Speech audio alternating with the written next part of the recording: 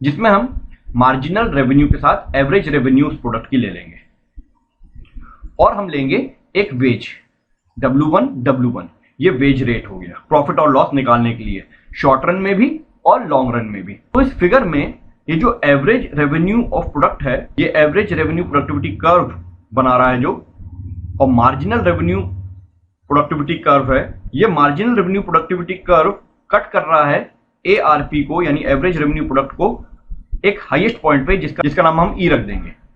लेकिन यहां पर ये जो वेज लाइन है W1 ये कट कर रही है MRP को इस पॉइंट पर E1 पर, यानी मार्जिनल रेवेन्यू हमको कितना मिल रहा है और ये वेज जो हमको देना पड़ रहा है यहां तक हम दे सकते हैं। मार्जिनल रेवेन्यू हमारा इतना होगा तो हम उसको दे सकते हैं। क्यों? क्योंकि ये अभी मार्जिनल रेवेन्यू नीचे है एवरेज रेवेन्यू प्रोडक्ट से। कितना नीचे है? इतना, यानी इतना अभी भी हमको फायदा है तो हम वेज रेट ये दे सकते हैं आराम से, क्योंकि हमको अभी इतना फायदा हो रहा है। एवरेज रेवेन्यू ज्यादा है और मार्जिनल रेवेन्यू कम है। सपोज ये 25 रुपए है और मार्जिनल 10 रुपए है तो 15 रुपए का भी फायदा है, तो we can give wages W1 okay. लेकिन जब वेज बढ़ा गया, क्यों बढ़ा? क्योंकि जब प्रॉफिट हो रहा है किसी भी फील्ड में तो बहुत सारी कंपनियां जुड़ेंगी उस इंडस्ट्री में, लार टपकाएंगी प्रॉफिट कमाने के लिए, और जब आएंगी तो फैक्टर्स के डिमांड बढ़ जाएंगे यानी लेबर्स की डिमांड बढ़ जाएंगे, और लेबर्स की डिमांड अगर बढ़ गए तो उनकी वेज बढ़ानी पड़ेगी। अब वेज रेट जब बढ़ गया, नया इक्विलिब्रियम पॉइंट आ गया ये E, जहां पर जो हमारा प्रॉफिट था ये डिसअपियर हो गया, क्योंकि वेज रेट बराबर हो गया है एवरेज रेवेन्यू के। जितना हमको मिल रहा था उतना ही हम देते जा रहे हैं। लेकिन अगर वेज रेट और बढ़ा दिया जाए, OW से OW2 तक आ जाए, यानी यहां पर, यानी हमें मिल भी नहीं रहा है उतना और उतना हमको देना पड़ रहा है, तो that is loss. L2E2 is loss. तो लॉन्ग रन में कुछ कंपनियां क्या करेंगी, अब अरे लॉस होने लगा है तो छोड़ देंगी। जैसे ही वो छोड़ेंगी तो ये जो फैक्टर है यानी लेबर्स का डिमांड है डिक्रीज हो जाएगी। अब वो कहां काम करेंगे जब कंपनी बंद हो रही है, तो वेज लेवल फिर से गिराएगा नीचे WW तक, यानी हो जाएगा OW। तो ये जो इक्विलिब्रियम पोजीशन है ये वाली, ये रिस्टोर हो जाएगी E। तो कॉम्पिटिटिव कंडीशन में लॉन्ग रन में वेज लेवल बराबर हो जाता है मार्जिनल रेवेन्यू से और एवरेज रेवेन्यू प्रोडक्टिविटी से, और इसमें हमको नॉर्मल प्रॉफिट मिलता है। अब हम देखते हैं कि इम्परफेक्ट कंपटीशन में कैसा होता है। तो इस केस हाँ इक्विलिब्रियम पोजीशन हम निकालेंगे इम्परफेक्ट कंपटीशन में। वो एक मोनोपोली का केस है जहां पर एक परचेजर है फैक्टर्स का, यानी मान लो एक एम्प्लॉयर है जो आपको एम्प्लॉयमेंट दे सकता है, लेबर्स को रख सकता है, लेकिन केवल एक ही है और कोई एम्प्लॉयर है ही नहीं जो उसके कंपटीशन में खड़ा हो सके, क्योंकि अब इम्परफेक्शन पे आ गए हैं। तो ऐसे केस में वो जो एम्प्लॉयर है या जो इंडस्ट्री है जिसमें कोई कॉम्पिटिटर नहीं है उनका, तो जो फैक्टर की डिमांड है वो आराम से वो कंट्रोल कर सकता है, और उन फैक्टर्स की जो प्राइस है उस पर भी उसका कंट्रोल हो सकता है।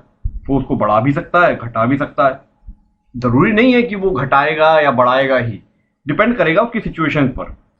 लेकिन उसको कंपटीशन का कोई फियर नहीं होगा। अगर वो ज्यादा लेबर चाहता है तो वो पे बढ़ा देगा, हायर वेजेस देगा, क्योंकि एवरेज वेज हमेशा बढ़ेगा अगर आप ज्यादा से ज्यादा यूनिट्स एम्प्लॉयड करेंगे। तो एवरेज वेज बढ़ेगा ऊपर की तरफ, लेफ्ट से राइट की तरफ, ये AW, और मार्जिनल वेज उसके ऊपर होगा। यानी इस फिगर में दो कर्व अगर हम दिखाएं, एक ये हो गया एवरेज रेवेन्यू प्रोडक्ट और मार्जिनल रेवेन्यू प्रोडक्ट, और ये इसकी इक्विलिब्रियम की पोजीशन हो गई E। ये जो एवरेज रेवेन्यू है प्रोडक्ट का, जो वो हर एक लेबर दे रहा है, उसको हम एवरेज रेवेन्यू प्रोडक्ट बोल रहे हैं। और मार्जिनल रेवेन्यू प्रोडक्ट क्या है? जो पर लेबर बढ़ाने की वजह से हमको मिल रही है। तो फर्म जब इक्विलिब्रियम पोजीशन पे है E पे, वहां पर MRP किसको क्रॉस कर रहा है? इस MW को। MW क्या है? मार्जिनल वेज, जो हम मार्जिनल पर यूनिट वेजेस दे रहे हैं वो, और जो हमको उनसे रिटर्न मिल रहा है मार्जिनल रेवेन्यू। तो ये जो इक्विलिब्रियम पोजीशन आ रही है वो ऊपर आ रही है, और जो हम वेज दे रहे हैं, क्योंकि हमारे पास क्या है? मोनोपोली है, यानी हम ये वाला वेज नहीं देंगे, मार्जिनल वेज नहीं देंगे, हमने अपना वेज बना के रखा हुआ है इस लेवल पे, OW पे। ये जो OW है यानी ये जो PN है, ये वेज दे रहे हैं हम, जो कि मार्जिनल रेवेन्यू प्रोडक्टिविटी से नीचे है, क्योंकि मार्जिनल रेवेन्यू प्रोडक्टिविटी कहां जा रहा है? ऊपर है, E पर है। तो ई से लेकर एन तक इतना मार्जिनल रेवेन्यू प्रोडक्टिविटी है, और उस पर हम वेज कितना दे रहे हैं, ये OW एवरेज वेज के हिसाब से यहां पे, यानी हम EN में से केवल PN दे रहे हैं। ये शो करता है कि मार्जिनल रेवेन्यू प्रोडक्टिविटी बड़ी है, किससे, इस एवरेज वेज से। ये जो लाइन है जो हम वर्कर्स को दे रहे हैं, हम उन्हें मार्जिनल दे नहीं रहे, यानी लेबर प्रोड्यूस करेगा ज्यादा से ज्यादा और एम्प्लॉयर उसको वेज देगा कम, कम वेजेस पर उसको ज्यादा प्रोडक्शन मिल रहा है। यानी एम्प्लॉयर एक तरीके से सीधी भाषा में बोले तो लेबर का एक्सप्लॉइटेशन कर रहा है। इसको कहते हैं मोनोपोलिस्टिक एक्सप्लॉइटेशन, क्योंकि इसमें जो प्रोड्यूसर है या उसका कोई कॉम्पिटिटर तो है नहीं, वो चाहे एक फर्म का हो चाहे एक इंडस्ट्री का हो, उसका एक छत्र राज है, तो वो प्राइस बढ़ा भी सकता है घटा भी सकता है। यानी फैक्टर्स की लिए जो वेजेस है लेबर्स की, तो वो इंजॉय करता है मोनोपोलिस्टिक पोजीशन एम्प्लॉयमेंट, वो और डिमांड कर सकता है और फैक्टर्स को एम्प्लॉय कर सकता है एक तरीके से एक्सप्लॉइट करने के लिए और एडवांटेज लेने के लिए अपनी पोजीशन का लेबर मार्केट में। यानी कि इम्परफेक्ट कंपटीशन में क्या होता है, लेबर का सीधे सीधे एक्सप्लॉइटेशन हो जाता है। इसको ऐसे समझिए कि ये जो स्क्वायर बन रहा है, ये जो रेक्टेंगल बन रहा है, total payment for the factor ONPW ये हम फैक्टर को दे रहे हैं यानी लेबर को दे रहे हैं, और total product of the factor कितना है ONER ये वो हमको दे रहा है, इससे हम उसका प्रोडक्शन ले रहे हैं इतना, ठीक है। तो हमको सरप्लस कितना मिल रहा है, WPER,